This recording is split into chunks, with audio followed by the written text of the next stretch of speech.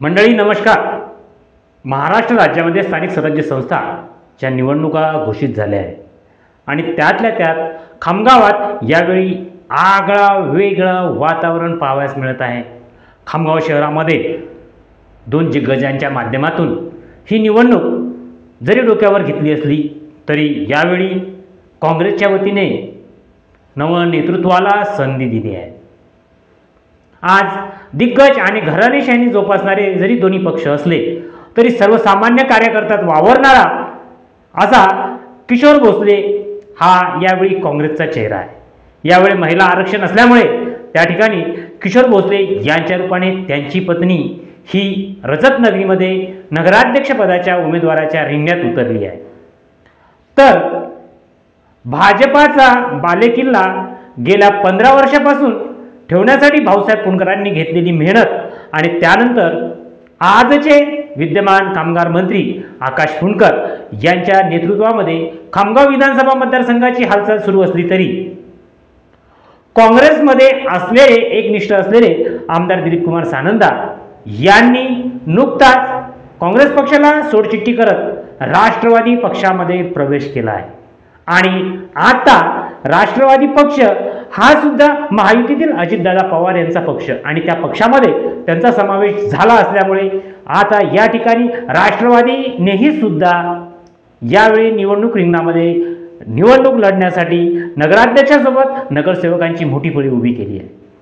तर भारतीय जनता पार्टी नगराध्यक्षपदासह सर्व नगरसेवकांच्या पदांची सुद्धा उमेदवारी देऊन त्यांनी सुद्धा कामाला सुरुवात केल्याचं चित्र पाहावयास मिळतं.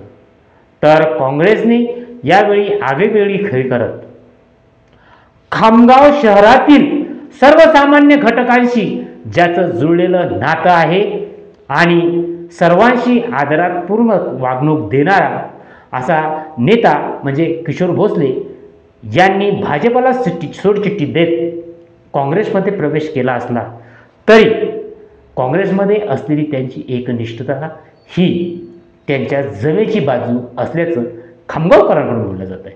नमस्कार, मी संतोष पिंगळे. सध्या राज्यामध्ये निवडणुका स्थानिक स्वराज्याच्या लागल्या असल्या तरी स्थानिक पातळीवर असलेला नेता निवडून यावा ही प्रत्येकांना अपेक्षा असते आणि ह्या निवडणुका तब्बल 1-2 वर्ष नव्हे तर 9 वर्षानंतर पुन्हा येतात. 5 वर्षाचा सत्ता काळ संपल्यानंतर प्रशासकीय सेवेचा अनुभव सर्व नागरिकांनी घेतला आहे. त्यामध्ये मताधिक्य वाढलं असलं तरी महाराष्ट्रातील या 9 वर्षामध्ये युवा पिढीचं मताधिक्य जास्त प्रमाणात वाढलं आणि त्यातही युवा पिढींना या निवडणुकीची अनेक दिवसापासून प्रतीक्षा होते आणि बहुप्रतीक्षित आणि बहुचर्चित असलेली ही निवडणूक आता सुरू झाली आहे. खामगाव विधानसभा आणि खामगाव शहरावर कधी काळी काँग्रेसचं बालेकिल्ला गड असलेले दिलीप कुमार सानंदा यांनी तो राखून ठेवण्याचं काम त्यांच्या कार्यकाळात केलं. मागील 3 वर्षा म्हणजे 3 निवडणुकापासून आज रोजी या मतदारसंघावर आकाशदादा पुणकर यांच्या माध्यमातून भाजपाचा गड कायम झाला असला तरी यावेळी होणारी निवडणूक ही आता सर्वांना प्रतिष्ठेची ठरत असली तरी किशोरप्पा भोसले ज्यांना सुपरिचित असं नाव विविध क्षेत्रामध्ये आपलेपणा सांभाळणारं नेतृत्व म्हणून त्यांच्याकडे पाहायला जातं. विशेष म्हणजे एका समाज घटकाला नव्हे तर सर्व 18 पगड जातीशी चालणारा नेतृत्व म्हणून त्यांच्याकडे बघितलं जातं. आकाशदादा पुणकर यांच्यासाठी नगराध्यक्षपदाचा उमेदवार हा नक्कीच प्रतिष्ठेचा असला. नगरपालिकेची सत्ता ही जरी अतिप्रतिष्ठित असली तरी यावेळी खामगावकरांचा कल नेमका काय असणार आहे आणि याचा आढावा घेतला असता यातून असं दिसून येतं की यावेळी नव्या चेहऱ्याला संधी देण्यासाठी जनता आतुर झाल्याचं वातावरण आहे.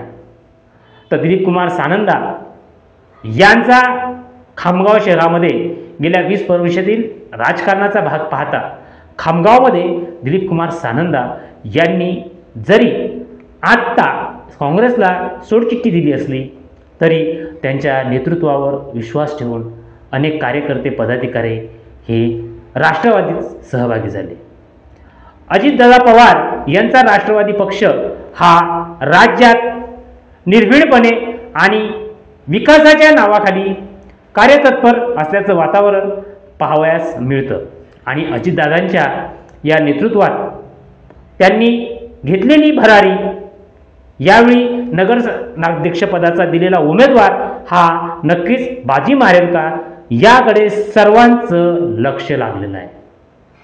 तर यावेळी या निवडणुकीला आकाशदादा पुणकर यांच्या वहिनी या नगराध्यक्षपदाच्या उमेदवार आहे आणि त्यामुळे सर्व कार्यकर्त्यांनी दिलेला पाठिंबा पाहता हे नगराध्यक्षपद त्यांना जिंकून आणणं हे त्यांच्या कारकिर्दीचा, त्यांच्या आजवरच्या कामाचा अनुभव पाहता जनता नेमका कल देईल का, याकडे सर्वांचं लक्ष लागलं आहे. तर सानंदांची खेळी नेमकी काय असणार आहे? मिळालेल्या काही सूत्रांच्या माहितीनुसार अजितदादा पवार हे स्वतः खामगावमध्ये येऊन कार्यालयाचं उद्या उद्घाटन करण्याची माहिती आहे. त्यामुळे ही चुरस नक्की वाढली आहे. राष्ट्रवादी काँग्रेसचं आजवरचं महाराष्ट्रात जे प्राबल्य आहे त्यातल्या बुलढाणा जिल्ह्यामध्ये जर एक मतदारसंघ वगळला तर राष्ट्रवादीचा बोलबाला नाही. परंतु दिलीप कुमार सानंदा यांनी राष्ट्रवादी काँग्रेसची धुरा आपल्या हातात घेतल्यामुळे बुलढाणा जिल्ह्यामध्ये आगळावेगळा विक्रम होईल अशा अपेक्षा सर्वांना लागलेल्या आहेत. तरी या निवडणुकीच्या अनुषंगाने नेमकं कल जनतेचा हा कुणाकडे जाईल? उद्यापासून अधिकृत प्रचार सुरू होणार आहे आणि या अधिकृत प्रचारामध्ये आकाशदादा पुणकर आपला गड कायम ठेवतील का दिलीप कुमार सानंदा यांची रणनीती ही महत्त्वाची असेल, वा किशोर भोसले या नेतृत्वाला, काँग्रेस प्रेमींना आणि काँग्रेसचा गड असलेल्या अनेक मताधिक्याचा युवा पिढीचा हा पाठिंबा किशोरप्पा भोसले यांच्या पाठीशी त्यांच्या पत्नीला नगराध्यक्ष करण्यासाठी लाभेल का, हा येणारा काळ ठरवणार आहे. तरी खामगावकरांकडून आलेल्या चर्चेला अनुसरून हा व्हिडिओ मी बनवला. नाविन्यपूर्ण व्हिडिओसाठी, निवडणुकीच्या अपडेटसाठी या न्यूज चॅनलला सबस्क्राईब करा आणि मला ऐकून घेतलं त्याबद्दल शतशः आभार. धन्यवाद.